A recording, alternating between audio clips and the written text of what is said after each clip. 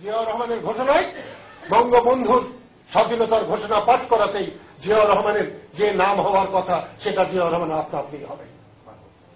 সেদিন গফফর চৌধুরী লিখেছেন যে আমি একটি যেটা সমাধান হওয়া জিনিস সেটাকে আমি বিতর্কিত করেছি।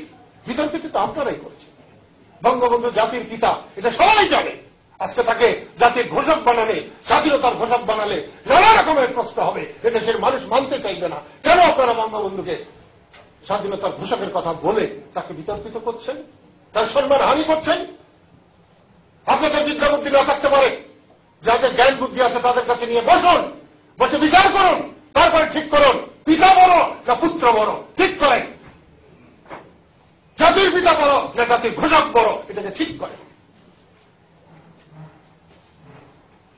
ক্ষমতা এসেছেন 10 টাকা সের চাল খাওয়াবেন বলে, আজকে 50 টাকা সের চাল খাওয়াচ্ছেন। আপনাদের হিসাব নেই 50 টাকা বেশি না 10 টাকা বেশি। তারপরেও কথা বলেন। আমরাও কথা বলি নাই? একবার ইলেকশনের আগে বলে দেখতেন যে আমরা 10 টাকা সের চাল দেব না, দিতে পারবো না, 50 টাকা সের খাওয়াবো, কটা ভোট পেতেন হিসাব করে দেখতেন সেদিন। মানুষের সঙ্গে প্রতারণা করতে করতে করতে করতে সমস্ত বাঙালি জাতিকে আজকে একটা প্রতারকের জাতিকে পরিণত করে ফেলেছে এই সমস্ত প্রতারকরা। মিথ্যা মিথ্যা মিথ্যায় দেখে দিয়েছে সমস্ত দেশ। আমরা সত্যকে খুঁজে আসতে পারছি না।